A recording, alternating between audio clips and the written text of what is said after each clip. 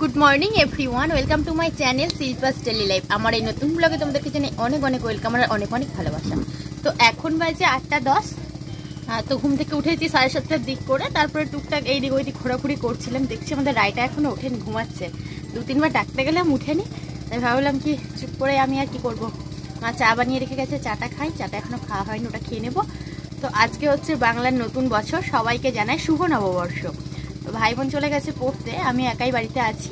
নববর্ষ মানে কি একটু নতুন জামা কাপড় পরা আর একটু স্পেশাল খাওয়া দাওয়া হয় আর কি, বাঙালির যে সমস্ত খাওয়া দাওয়া, মাংস, পায়েস, মিষ্টি, হেনা দানা এই সমস্ত কিছু। তো সেই রকমই আর কি বাড়িতে একটু খাওয়া দাওয়া হবে। বিকেলের বেলা আজকে বাড়ি চলে যাব, বাবার বাড়ি থেকে শ্বশুর বাড়িতে। চলো এখন সেরকম কোনো কাজ নেই, বসেই থাকি আর কি। তারপর দেখো এখানে চা আর টোস্ট মা আগে থেকে দিয়ে দিয়েছিল, তো সেটা নিয়েই আমি বসে গেছি। এটা খাওয়া দাওয়া করে নিই, আর এর মধ্যে দেখি রায় চলে এসেছে আমার কাছে। এই যে দেখো এখন 9টা বাজতে যাই, রায় সোনা ঘুম থেকে উঠে আমার কাছে সাইড টিপ করতে চলে গেছে। মুখ দিয়েছিস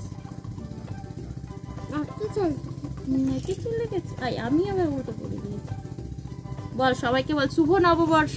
শুভ নববর্ষ। হ্যাঁ, তো বলো তোমার নতুন জামা হয়েছে? কার কার নতুন জামা হয়েছে জিজ্ঞাসা করো। হ্যাঁ তোমার হয়েছে, জিজ্ঞাসা করো। আমার একটা লেন্ডি হচ্ছে। লেন্ডি হয়েছে, ওর একটা নাইটি হয়েছে। নাইটি দুটো হয়েছে। কে কে কিনে দিয়েছে? আমার বাবা কিনে দিয়েছে। দুটোই আমার বাবা কিনে দিয়েছে। আচ্ছা ঠিক আছে। কি করবে এখন বলো, এখন কি করবে? খেতে হবে। তুই এখনো খাসনি, মুখ ধুয়ে চলে এসেছিস আমার কাছে। হ্যাঁ ঠিক আছে, চলো খেয়ে নিবি। চলো কি খাবি? আমরা চা ফা খেয়ে ফেলেছি সব। পরে খাবি? তাহলে এখন কি করবি? তুই আজকে অনেক ঘুমিয়েছিস, তোকে কতবার ডেকেছি আমি। স্কুল ছুটি বলে এত ঘুমোতে হয়?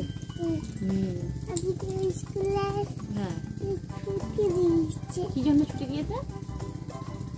কি জন্য ছুটি দিয়েছে? এমনি নয়, তুই এক্ষুনি তোকে কি বললি সবাইকে? কি জানালি? শুভ নববর্ষ। তাহলে আজকে নববর্ষ বলে স্কুল ছুটি দিয়েছে। আমি পিসিদের বাড়ি গেছিলাম, ঝাঁপ হয়েছিল।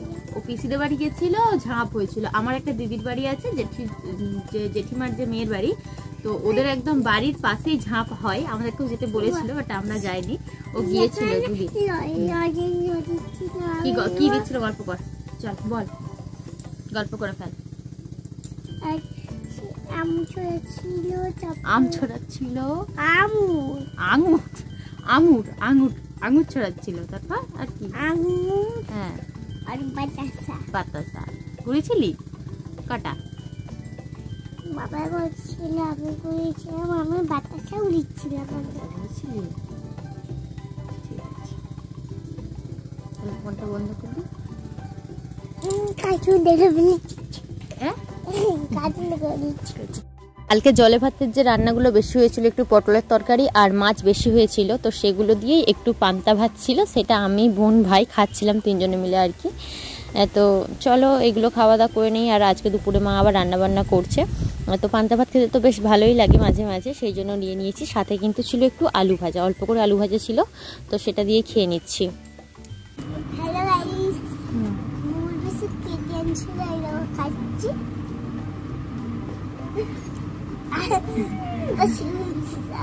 ওইটা নয়, বলতে হবে আজকে আমি পয়লা বৈশাখ বলে নতুন জামা পরেছি, নেংটিটা পরে ফেলেছি।